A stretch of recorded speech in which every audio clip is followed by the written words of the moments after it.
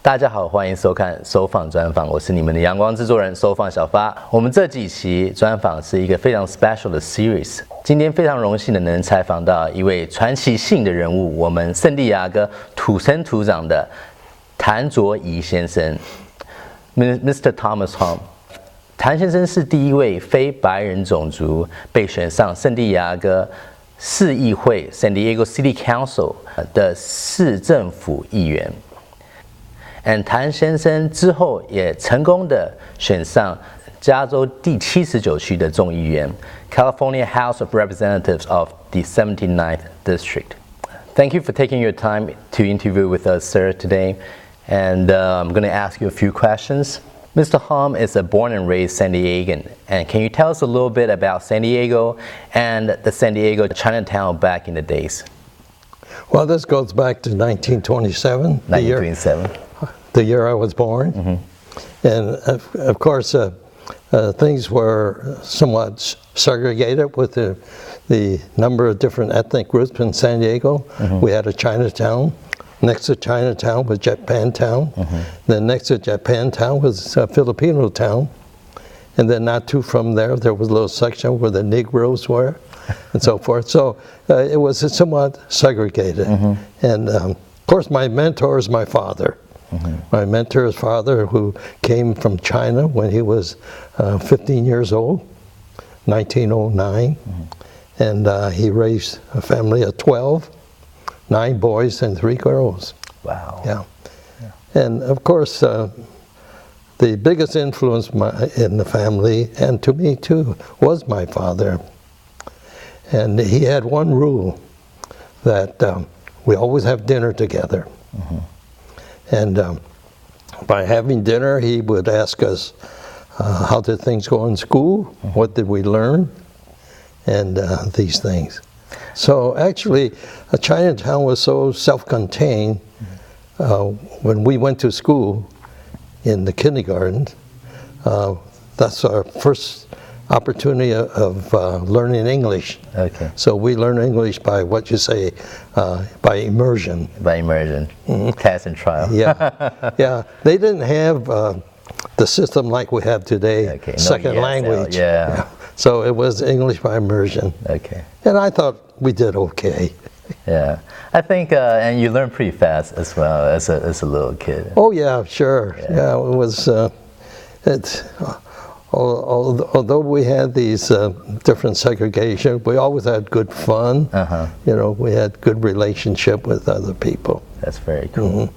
As you mentioned that you spoke Chinese when you were a little boy, do you still remember what was it like starting school and not knowing how to speak English? Was there like a certain challenge? Well, of course, going to public school was a different world then. And I remember the first day in the kindergarten, I got hurt and I started crying, mm-hmm. probably through fear as well. Okay. And I started crying, and the teacher trying to placate me, I kept crying until she reached in her apron, right. And held out a piece of candy, and she said, "Candy." Candy. And I repeated that, candy. That was your first English word. That's our first English word, candy. So that's English by immersion. Oh, that's very cool. Okay, so what was your motivation to participate in politics, and what was the main thing that helped you won the election to the San Diego City Council? Well, I think, again, I get back to my father. Sure. He builds the confidence in us. Mm-hmm. What we want to do, we can do. And he always say, remember who you are and what you are. Mm-hmm. And if people judge you by your character. Mm-hmm. Okay, who we are, I'm part of his family. Mm-hmm. What we are, we're Chinese. Mm-hmm. In this case, Chinese American. Mm-hmm. And character, you always talk about character. That's the most important thing, how people judge people, mm-hmm. by character. Not so much by a person that makes you happy, they're funny and so forth, because a class clown can make you laugh. but may not have high morals. So have people respect you for your character. Exactly. And then so with that understanding of knowing who you are and what you are and your character, I guess I can say my first involvement in getting public life, when my dad pointed out City Hall. The building is still there on 5th and G Street, the southeast corner. Right. It's a 4-story building. It's in Gaslamp. But that was the center of town then. And he pointed out that building. He said, that is City Hall in America, where the laws come out. And the kind of people they put in there is the kind of laws that will come out. Then, you know, my dad, his English was limited. He'll go there each year and renew his license for his business, which is a produce business. And so he was always, maybe as an immigrant, outside looking in. And I said to myself, wouldn't that be nice if I could be inside looking out? And that's my first peak of being wanting to be involved. And so that stayed with me all these years, that, gee, wouldn't that be great to be there inside looking out and making the laws. Really good motivation. So that was at age 12 years old. Oh, wow. Okay, and what were some obstacles that you have to conquer, you know, trying to, like, what made you, like, what helps you win the election? Well, one thing, I'm one of those people that don't agree with a person who has built success in life, that they would say, I did it myself. Nobody helped me, I did it myself. I'm rich, I did it myself. I built this business, I did it myself. I don't accept that. I think he have had help along the way. There were mentors that helped him.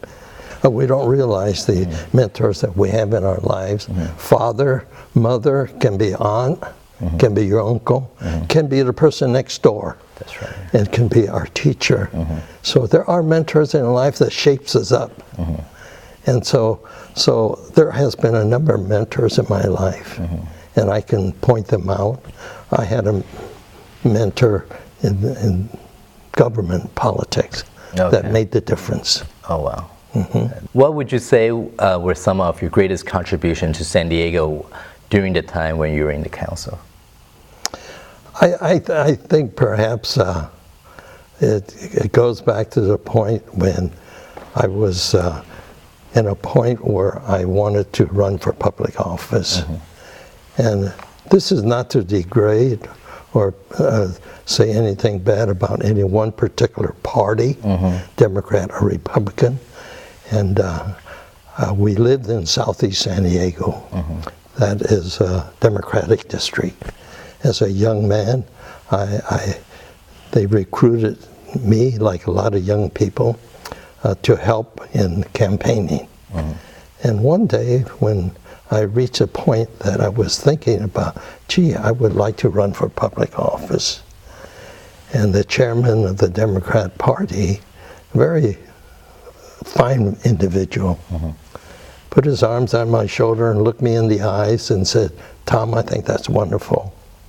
But I want you to know that in the history of San Diego, a minority has never won a public office. But he said, you would make a good prospect, but it'll take about 10 years and we can shape you up. Well, you know, for a young man, 10 years is a long time. That's right. And so, anyways, later, when I went into the real estate business, I met at a convention, I met a retired commander in the Navy. And we talked about a lot of things, and I talked about politics as well, about the fact that I had this conversation with the chairman that maybe 10 years I'll be ready. And he said, Tom, I want you to meet a man, and to meet me on this floor, downtown, Home Federal Building, on the 11th floor, and here's the room number. I'll see you there. I want you to meet this man tomorrow at 11 o'clock. Wow. So I was there and met him. And then I saw on the door, it's a Republican Central Committee. I say, gee, what am I doing here? You know, then as soon as I thought that, the door opened, and there was this big man, 6'3" or 4", Caucasian, very, you know, he just extended his hand. He said, Tom, what's this I hear you shouldn't run for public office? He said, I don't give a damn who you are. If you want to run, and you have what it takes, you run. You know, he invited me in, and he said, you know, that's what's wrong with my friends in the Democrat Party. Right. You know, he said, you're not ready. You're ready if you got it. Yeah, you'll never be He said, ready. I'll show you how. So he became my mentor. Oh, wow. In politics. So I ran, I won.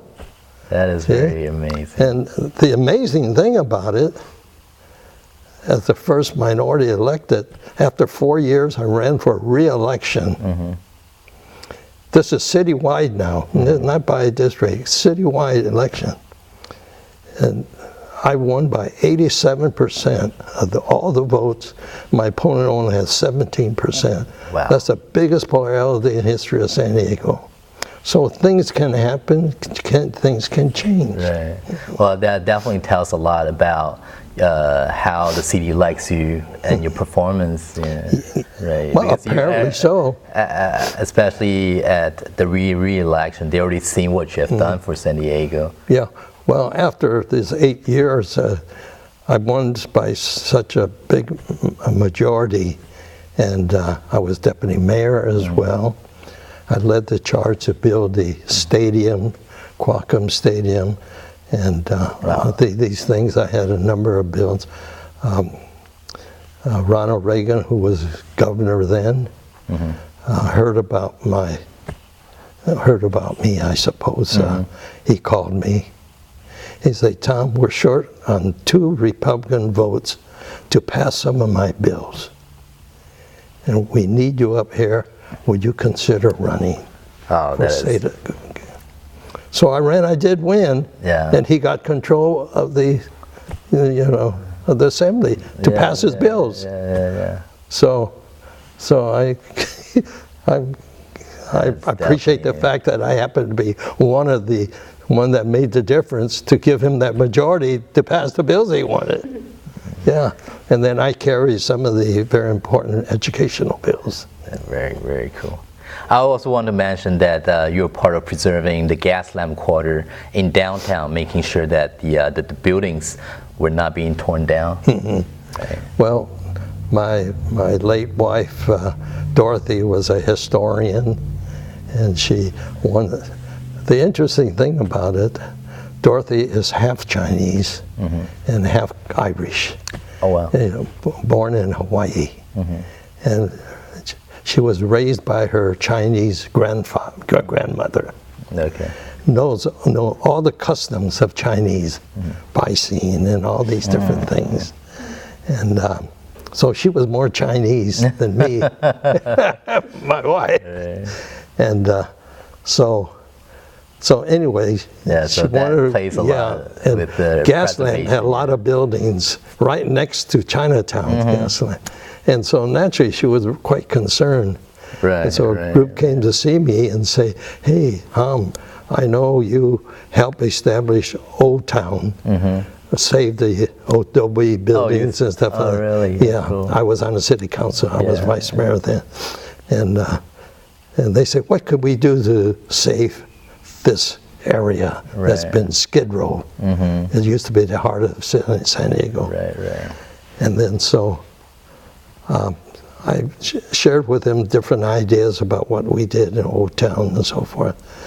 And then so we started an organization called Gaslamp to bring back the period. So that's how it was started. And they made me president.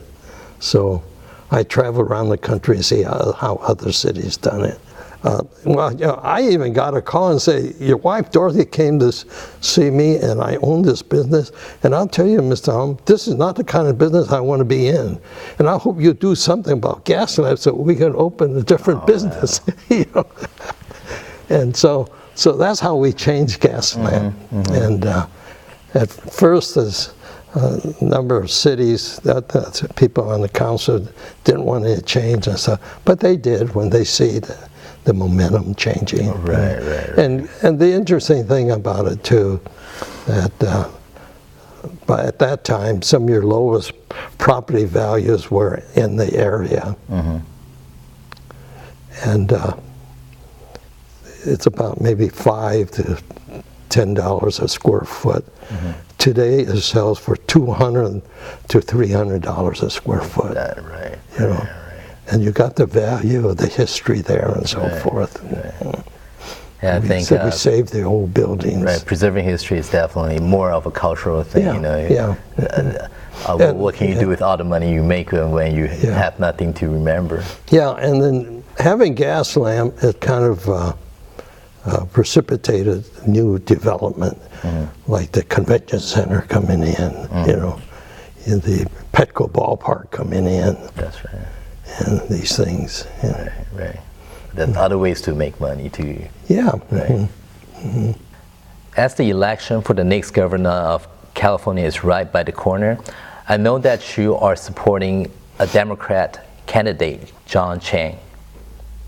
As a Republican, can you give us some insight on why you support a member of another party? It's let's say this. Sometimes you have to cross party lines when you see the need to cross party lines. And John Chang is one of those. I have known many years. I've known him as a neophyte that wanted to run for public office. He ran for on the just on the local board. Then he got elected. Then he went on to state controller, a very important position.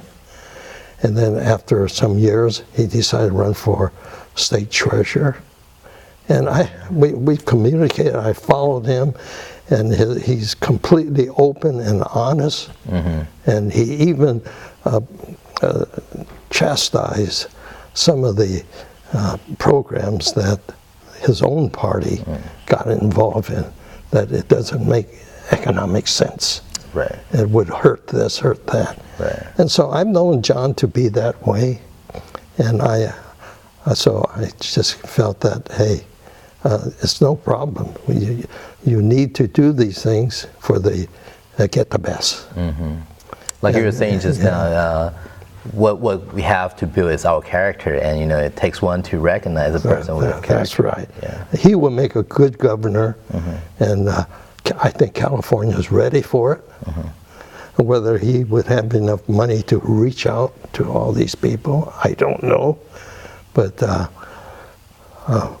if people would look into his record, they would recognize what a fine individual he is, and that could be for the state. That's good. That, you know, we were always taught to be kind and humble. not to, humble, but confident. Yeah, confident. That, you know, we forget that. Humble but confident. Right.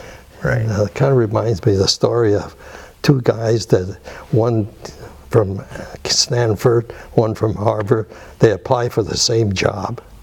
And after they viewed everybody, there were only two guys left. One Caucasian guy, one Chinese guy. And this guy said, well, I got to pick one of these guys.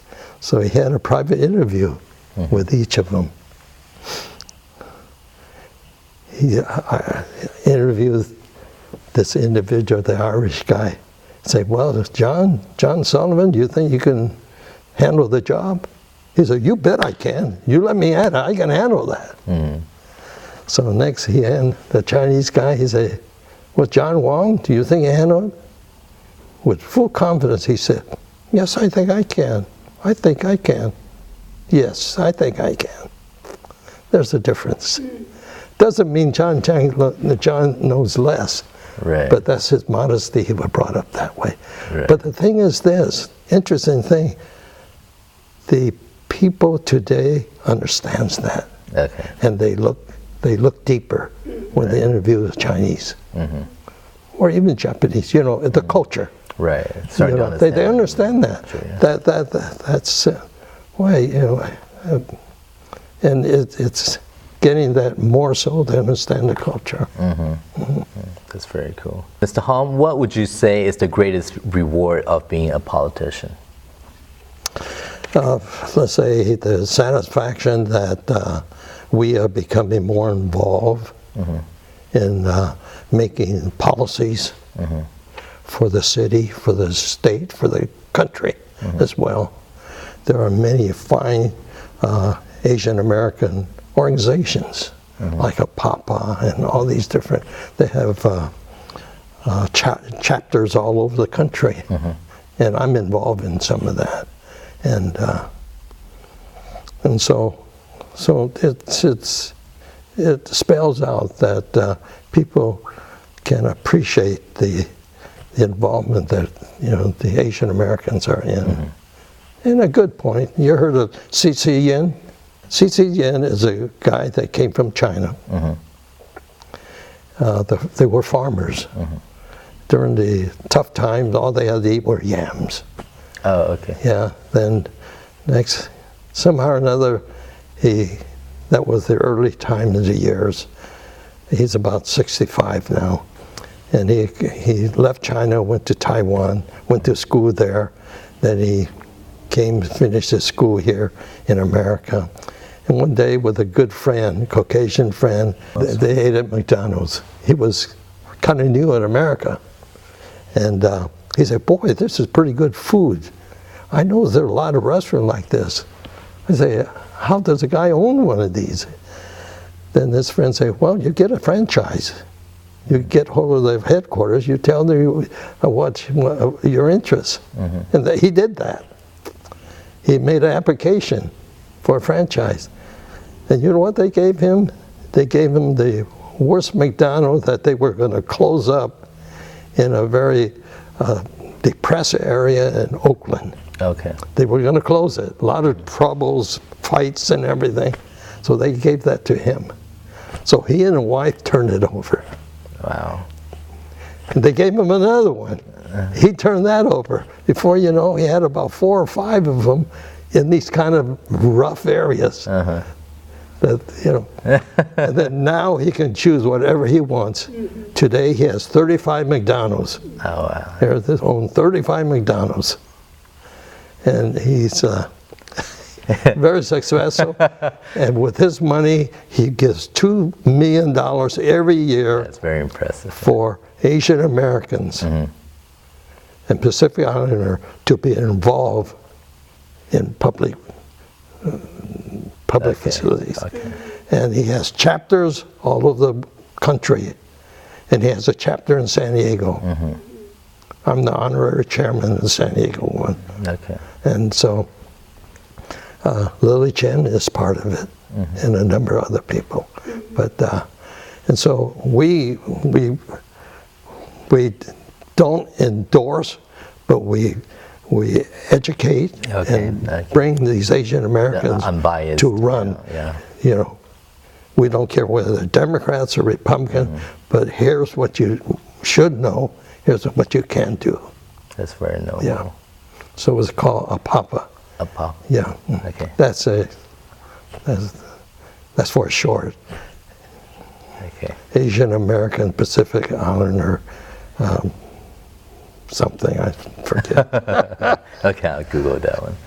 Okay, so before we conclude our interview today, if you get to go back in time and tell your younger self and advice on how to have abundance in life, what would that be? Abundance in life. Well, you know, you treat people with respect, and everybody basically has some good in them. And the abundance in life, I can say that family is very important. my father, who had 12 children, and being in the produce business, he'll bring home a watermelon. He'll cut it up in many pieces. After he cuts it up, large and small pieces, he said, okay, children, you pick. My smallest brother, Paul, would pick first. He picked the smallest. The next one, the smallest one, would pick the remaining smallest one. My big brother, Jim, the oldest, picked last, and the big piece was for him. And his teaching was that the big children take care of the young children. The young children help with the big people and work together. And we did that. My dad died when I was only 15. And I'm third oldest. World War II, the oldest one was in the U.S. Army. And so we just work together and help each other. Right. They have graduated in college degrees and different things. And so today in our investments, we don't need to go out and get people to invest. You know, we just kind of pool the money, whoever wants to invest, and do it. So Yeah. that's how we come together. Right. But yet, we get, we have so many good Caucasian and non-Caucasian friends, and judge people for their character, what they are and who they are. Right. I just remember those short words. Yeah, I think definitely giving back is an investment for yourself. Having a great social that will make your life even richer. Yeah. Well, you know, the interesting thing, since I got elected on the city council, there has been a minority on the city council every election, whether they're black, Mexicans, or Asian. You know. But the minorities, we have about 6% black. We have 15% Asians. And of course the Mexicans are quite high, but a lot of them are here on green cards and these things. Right. But again, I have found that with the Latino population, a lot of them who have become professional in these things, they become part of the bigger picture. For sure. And it's not the Chicano community anymore. Yeah. Right.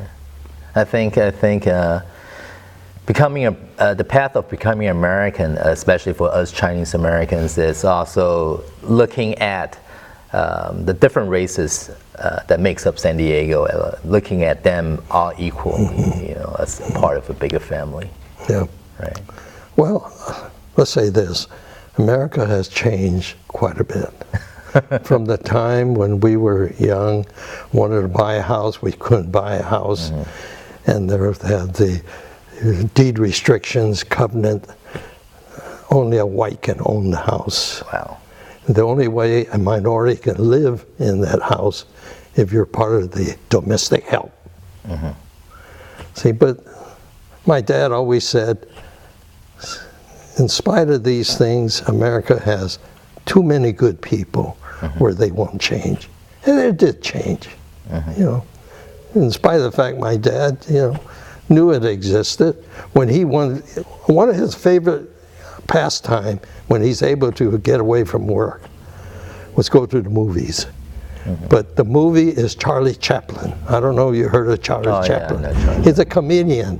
He didn't talk, but it was funny. That's the only movie he really would go see. And there was a theater in downtown San Diego called Cabrillo Theater. It was a nice theater. And he would go, and some of his friends in the produce would go together. And but when he goes, he has to sit in the balcony. His Caucasian friends could sit downstairs or they could sit anywhere. Okay. Well, they sit with my dad up there, but his Caucasian friends would get mad. Right. He'd say, David, you should be able to sit anywhere you want. He'd say, well, that's their rule, you know. So he wants to see the movie. Yeah. But he would say, things of too many good people in America, these things will change. Right. And indeed it changes. So, you know, that's my dad, you know, and well, there's a story in my book you would read. Yeah. Where we were a large produce firm in San Diego, where overnight we became the largest produce firm in San Diego, probably one of the largest in Southern California. Okay. Thank you very much for your time today. I have to switch back to Chinese. 今天非常荣幸再一次采访到谭先生这位圣地亚哥的传奇性人物。如果你们想要更加知道了解他的故事的话，他的这本书在 Amazon 上面可以买到。这本自传的名字叫做《A Rabbit on a Bumpy Road: A Story of Courage and Endurance》。